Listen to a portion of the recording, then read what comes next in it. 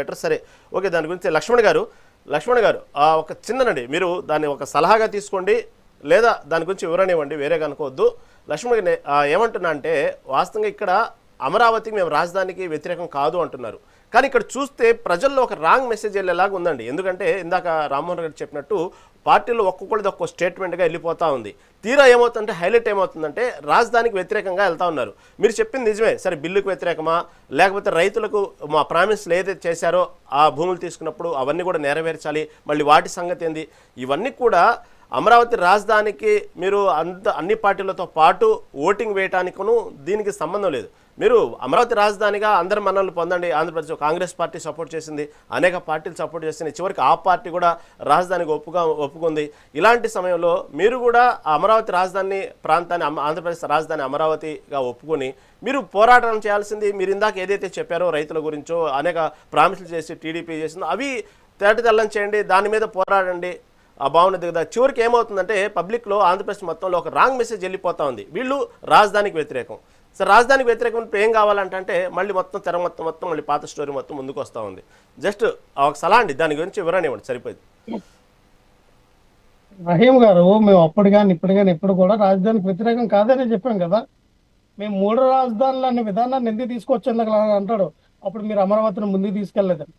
100 కోట్ల రూపాయలు బడ్జెట్లు పెట్టి వెళ్ళిపోతే ఆ బడ్జెట్ నుంచి మనము రాష్ట్రాన్ని అప్పుడే జగన్మోహన్ రెడ్డి గారు ఏ విధంగా పరిపాలించాలి, 2 సంవత్సరాలు కరోనా వచ్చి ఏకల మీద కూర్చోంది, ఎలాగా రాష్ట్రాన్ని ముందుకు తీసుకెళ్లాల ఆలోచన విధానంలో డబ్బులన్నీ తీసుకొచ్చి అమరావతి మీద కుమ్మరించాలి, అమరావతి రాజధాని కట్టుకుని వెళ్ళాలి. అంటే రాష్ట్ర పరిపాలన, రాష్ట్రంలో ఉన్నటువంటి మిగతా ప్రాంతాలు, రాష్ట్ర ప్రజల గాలి కొద్దేశం వలన అమరావతిని పట్టుకుని వెళ్ళాలి. అదే మా ఉద్దేశం, అంతే కదా. అక్కడ అమరావతి మీద పెట్టుబడులు పెట్టడానికి అది సెల్ఫ్ ఫైనాన్షియల్ సిటీ అని మీరే చెప్తూ ఉన్నారు కదా. ఇంతవరకు ఎన్ని ఎకరాలు అమ్మారండి? మీరు చెప్పింది బాగానే ఉంది లక్ష్మణ్ గారు, మీరు చెప్పింది బాగానే ఉంది, మీరు చెప్పింది 100% ఒప్పుకుంటా. ఎందుకంటే కరోనాలో 2 సంవత్సరాలు వెళ్ళిపోయింది, ఆర్థికంగా కొట్టుమిట్టాడుతున్న రాష్ట్రం. అలాంటి సమయంలో భారీ భవంతులు, భారీ ప్లాన్లు మొత్తం అమరావతి మీద కుమ్మరిస్తే ఆర్థికంగా ఆంధ్రప్రదేశ్ తట్టుకోలేదు, నష్టం అనేది బాగానే ఉంది. చాలా వరకు కాన్సెప్ట్ మీరు చెప్పింది చాలా ఉంది. కానీ అన్ని అలా జరగలేదు కదా లక్ష్మణ్ గారు, అన్ని అలా జరగలేదు కదా. కోట్లు వెళ్ళి రిషికొండ మీద ఎందుకు కుమ్మరించారు? అలాంటి రిషికొండల మీద అవసరం ఉంది, అంత ప్రాతిపదికన చేయాల్సిన అవసరం ఏముంది? అన్ని కోట్లు ఖర్చు పెట్టాల్సింది. ఇంతగా ఆలోచించే వాళ్ళు రిషికొండ మీద ఎందుకు కోట్లు ఖర్చు పెట్టాలి? ఇవన్నీ కూడా ప్రజలకు సంబంధించిందే కదా. నేను అనేది ఏంటంటే, ఒక జర్నలిస్ట్ గా మీకు నాలెడ్జ్ లేకుండా మాట్లాడితే నేను సమాధానం చెప్పలేను. చెప్పండి, పర్లేదు, మీకున్న అనుభవం చెప్పండి, తీసుకుంటాను. మరి ఎలా మాట్లాడారు? నేను ఇందాకలే కదా గురుస్వామికి నేను చెప్పాను. ఇంకా మళ్ళీ మీరు మళ్ళీ అడిగారంటే ఎలా ఖర్చు పెట్టారు? రిషికొండ పైన, రిషికొండ మీద మీరు నేను బెచ్చాట గోల్డ్ పిల్లలు కట్టలేదు, ఉపయోగపడే బిల్డింగ్లు కట్టాం. ఈ రోజుకి చెప్పలేదు కదండి ఎందుకు కట్టారనేది. మీరు వినండి సార్, మీరు కూటమి నాయకుల్లాగా, టీడీపీ నాయకుల్లాగా, లేకపోతే ఇంకో నాయకుల్లా మాట్లాడద్దు. మీరు ఏదో ఒక జర్నలిస్ట్ లాగా మీరు మాట్లాడండి, సమాధానం చెప్తాం. ఎలా ఖర్చు పెట్టారు అప్పుడంతే మేమేమో చెప్పండి. సరే, ఎలా ఖర్చు పెట్టారు చెప్పండి. ఏమన్నా అక్కడ బెచ్చాట గోల్డ్ పిల్లట పర్పస్ ఏంటి సార్? పర్పస్ ఏంటి చెప్పండి. ఏ పర్పస్ మీద యోగా పెట్టారు సార్? ఏ పర్పస్ మీద యోగా పెట్టి 300 కోట్లు ఖర్చు పెట్టారు? ఎందుకు మేము ప్రశ్నించట్లా? ఏ పర్పస్ మీద 400 కోట్లు గ్రాఫిక్ డిజైన్ కోసం? ఇప్పుడు చంద్రబాబు నాయుడు అన్నాడు కదా 401 కోట్ల రూపాయలు అమరావతి గ్రాఫిక్ డిజైన్, ఆ బిల్డింగ్ ఎలా కట్టిన నిర్మాణానికి ఎవరు చెప్పారు సార్? నిర్మాణం పెట్టారు కాబట్టి మీరు పెట్టామంటున్నారా? వాళ్ళు ఒక క్రమశిక్షణ లేకుండా ఖర్చు పెట్టారు కాబట్టి మేము పెట్టామంటారా? ఏమంటారు? వాళ్ళు పెట్టిన గురించి అడగట్లేదండి. మీరు చెప్పింది చాలా బాగుంది, ఎందుకంటే ఆర్థికంగా కొట్టుమిట్టాడుతున్నప్పుడు కరోనాలో, కాబట్టి రాజధాని మేము కుమ్మరించలేమంటున్నారు. క్వశ్చన్ వేసడం కాదు సార్, క్వశ్చన్ నేను 100 వేయగలను, క్వశ్చన్ కాదు. ఇక్కడ నేనేమన్నానంటే, ఆ రోజున మేము అమరావతికి ఒక విధానం ఒక దగ్గరే సంఘటితం చేయలేము, అందుకే 3 రాజధానులుగా తీసుకెళ్తే 3 రాజధానులు వికేంద్రీకరణతో అభివృద్ధి విధానంగా మనం వెళ్తే అదే 10,000 కోట్లు విశాఖపట్నంలో ఖర్చు పడితే, విశాఖపట్నం మహానగరం ఆల్రెడీ డెవలప్మెంట్ అయ్యి ఉంది, ఒక 10,000 కోట్ల ఖర్చు పెడితే ఒక మంచి రాజధానిగా ఏర్పడుతుంది కదా, ఒక ఉద్దేశం అది. ఆ ఉద్దేశంలో వాళ్ళు కోర్టుకెళ్ళి ఆపారు. దానికి మనం ఏం చేయలేదు కదా, 3 రాజధానులని వాళ్ళు కోర్టుకెళ్ళి ఆపారు, అది నడిచింది. మేము అక్కడి నుంచే కదా పరిపాలన చేసాం.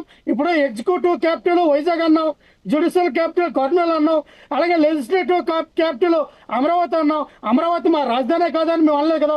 అప్పుడు రాజధాని అన్నాం, ఇప్పుడు కూడా రాజధాని అంటాం. ఎప్పుడైనా రాజధానిగా మేము సుముఖంగా ఉంటాం, వ్యతిరేకత కాదు. ఒక అమరావతికే కాదు, ఏ ప్రాంతానికి కూడా మేము వ్యతిరేకం కాదు. మళ్ళీ చెప్తా ఉన్నాం, మాకు అన్ని ప్రాంతాలు సమానమే. మంచి మాట అండి. ఒకటే సార్, ఓకే మళ్ళీ ఓకే గురుస్వామి గారు ఏంటంటే రైట్ ఎలా తీసుకెళ్లారంటే సార్, రహీం గారు ఒక్క నిమిషం సార్, బోర్డు చెప్పండి, టైం ఉంది, చెప్పండి. పర్లేదు. చెప్పండి, బోర్డు లక్ష్మణ్ గారు. టైం ఉంది. ఉన్నది ముగ్గురం అన్నాక నేనేమంటానంటే చెప్పండి సార్, ఇక్కడ అమరావతికి జగన్మోహన్ రెడ్డి గారు వైఎస్ఆర్ పార్టీ వ్యతిరేకమని చంద్రబాబు నాయుడు గారు తీసుకెళ్లారు, మేము తీసుకెళ్ళామా? నాతో మీరు పెట్టిన బిల్లు మేము అసలు దాన్ని మళ్ళీ మేము వచ్చిన తర్వాత తిరగేసేస్తాం, మళ్ళీ మేము ఇంకో రాజధాని ఏర్పడుతుంది ఏమో జగన్మోహన్ రెడ్డి స్టేట్మెంట్ ఇచ్చారా? నువ్వు ఎందుకు భయపడి చట్టబద్ధత కావాలి, ఆ చట్టబద్ధత నేనే స్టాంప్ వేసాను, నా వల్ల సాధ్యమన్న ఇదేంటి సార్? ఎన్ని చట్టాలు చేస్తాము, ఎన్ని చట్ట సవరణలు చేసాము, రాజ్యాంగాన్నే మనం అమెండ్మెంట్ చేసిన వ్యక్తులు సార్. ఇదే మాత్రం సార్ తలుచుకుంటే ఒకవేళ నిజంగా మాకు ఆ భావజాలం జగన్మోహన్ రెడ్డి గారికి ఉంటే ఇంతకలా బండారు రామ్మోహన్ రావు గారు అన్నట్టుగా కర్నూలులో రాజధానికి చేస్తాం కదా. జగన్మోహన్ రెడ్డి గారు రాయలసీమ వాసు కాబట్టి కర్నూలులో రాజధాని అంటే మీరేమో చేస్తారు? మీ కర్నూలులో రాజధానికని వెళ్తాం కదా. నిజంగా జగన్మోహన్ రెడ్డి గారికి అంత సంకుష్టమైన మనస్తత్వం ఉంటే ఉత్తరాంధ్రనో లేకపోతే అమరావతి ఇంకో ఎందుకంటే మా రాయలసీమ రాజధాని ఆయన నినాదం ఎత్తుకుంటాడు, తప్పేముంది? జగన్మోహన్ రెడ్డి గారి మీద ఇగో అమరావతి ద్రోహి, అమరావతి వ్యతిరేకని అప్పుడు ప్రచారం చేస్తుంది మీరు. మీ ఎప్పుడు కూడా అమరావతి రైతులకు కానీ అమరావతి రాజధాని కానీ ఎప్పుడు వ్యతిరేకంగా మీ పనిచేయాల. మా బడ్జెట్ సహకరించలేదు, మేము చేయవలసిన పనులు చేసుకున్న మీరు ఎందుకు మళ్ళీ మీరు ఎందుకంటే మేము చెప్తా ఉన్నాం. అక్కడ ఒకవేళ మళ్ళీ మేము అధికారంలోకి వస్తే ఆ భవనాలన్నీ మళ్ళీ చెప్పాం విడుదలగా ఇంకా రకాలుగా వాడుకోవచ్చు, పరిపాలన భవనాలుగా వాడుకోవచ్చు. 7 బ్లాక్లు కట్టాము, ఆ 7 బ్లాక్లు వినియోగించుకొని కట్టాం.